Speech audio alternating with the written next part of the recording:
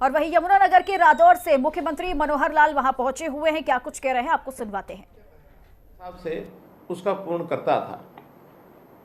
विशेष तौर पर जो गरीब लोग होते थे उनके घर बनाने का सपना कई बार स्वयं वो पूरा नहीं कर पाते थे, तो सामाजिक तौर पर एक इस प्रकार की व्यवस्था बनी थी कि लोग एक दूसरे की सहायता करते थे, घर बनाते थे।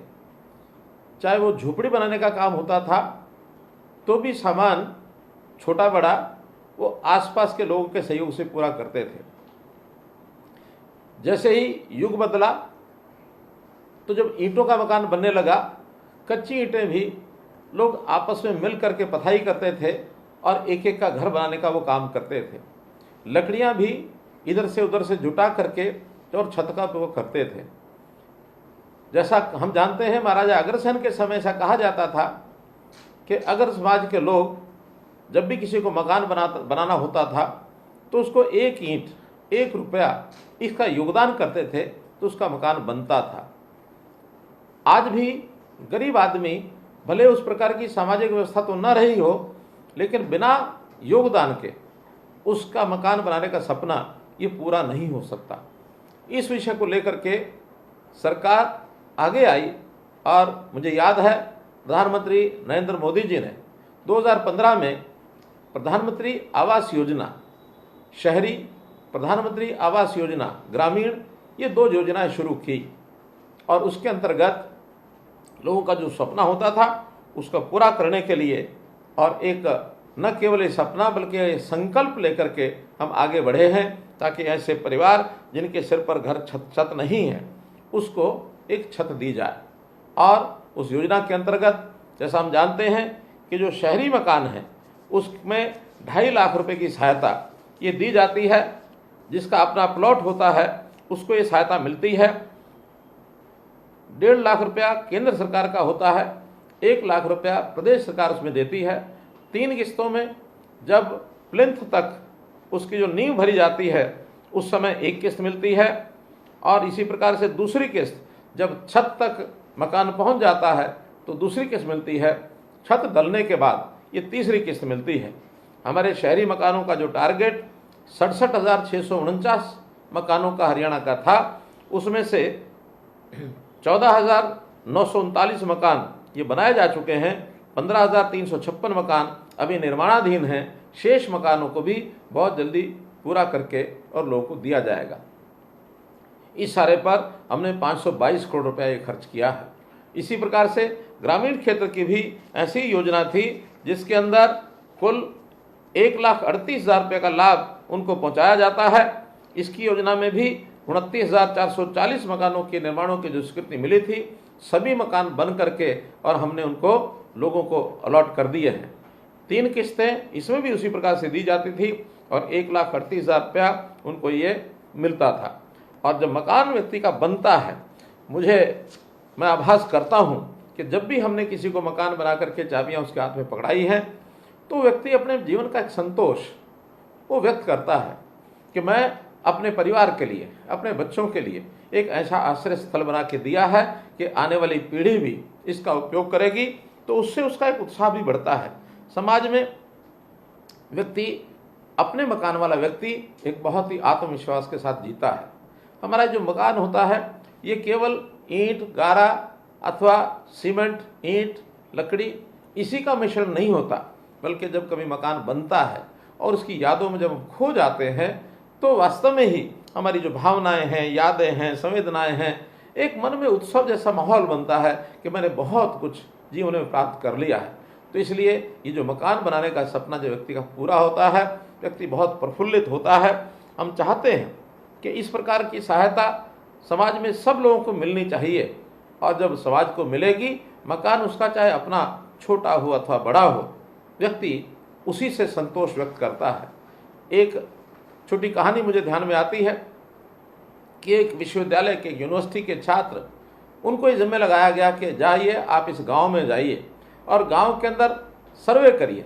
सर्वे करके ऐसा ढूंढ के लाइए कि इस गांव में सबसे अच्छी गली कौन सी है और सबसे अच्छा मकान कौन सा है।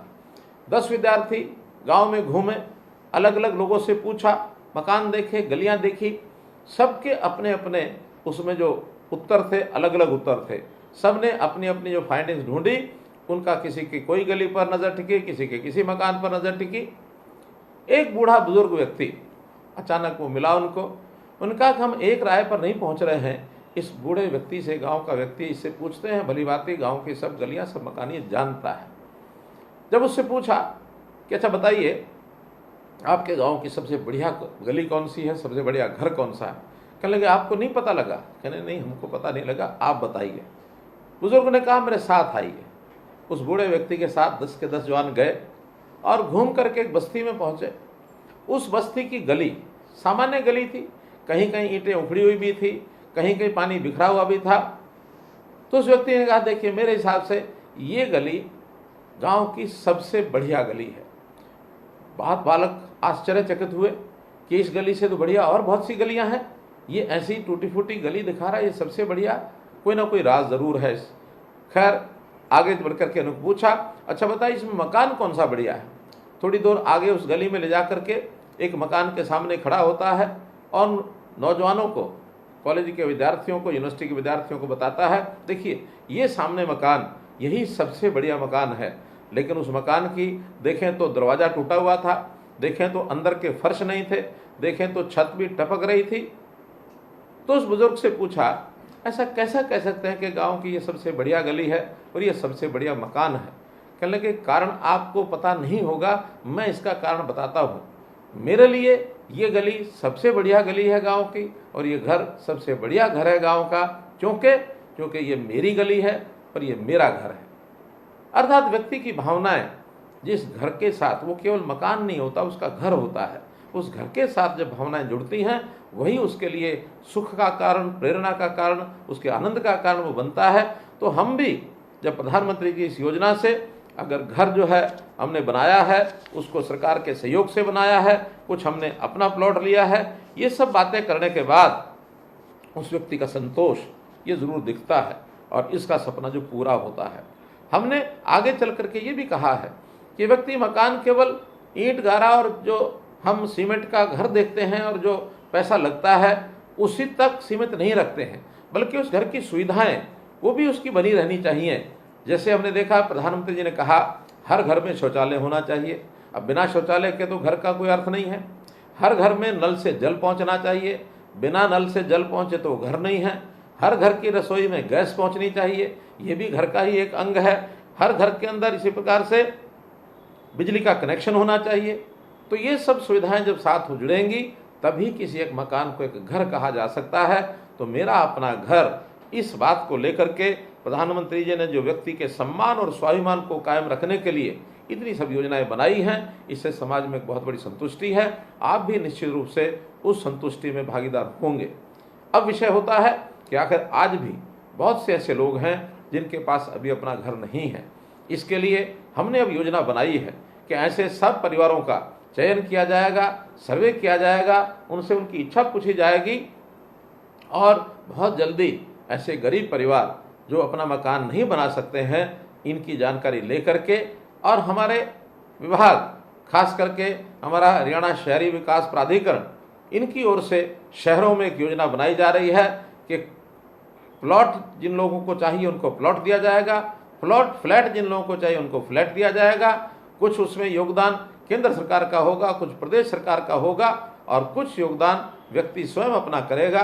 उस व्यक्ति के पास यदि वर्तमान में राशि नहीं है तो उसको आसान किस्तों के ऊपर बैंक से ऋण लेकर के देने का प्रबंध भी हम लोग करेंगे, ताकि 15-20 साल के ऋण से भी वो अपना मकान बना सके। तो इस प्रकार से 1 लाख और परिवारों का समाधान आवास के नाते से हो, इस प्रकार की एक मुख्यमंत्री आवास योजना ये हमने विचार की है। बहुत जल्दी आपके सामने वो योजना आएगी और इसके बाद मैं समझता हूँ कि ऐसे परिवारों का जिनको घर की आवश्यकता थी उनका स्वप्न पूरा करके उनकी मदद करेंगे और आप लोग ऐसी व्यवस्था बना करके अपने परिवार को सुखी करेंगे।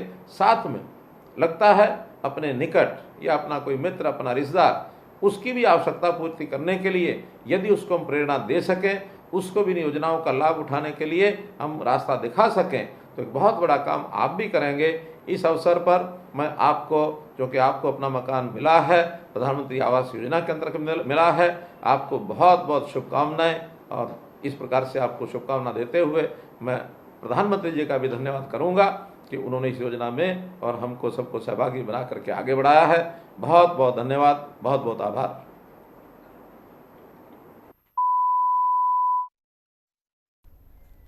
तो मुख्यमंत्री मनोहर लाल को आपने सुना, जहां यमुनानगर के रादौर से मुख्यमंत्री मनोहर लाल ने बोला, और यहां पर पीएम आवास योजना की कब से शुरुआत हुई है और किन किन लोगों को अब तक इसका लाभ मिल चुका है और गरीबों को जो जो सुविधाएं पहुंचाई गई है, इन सारी बातों का जिक्र मुख्यमंत्री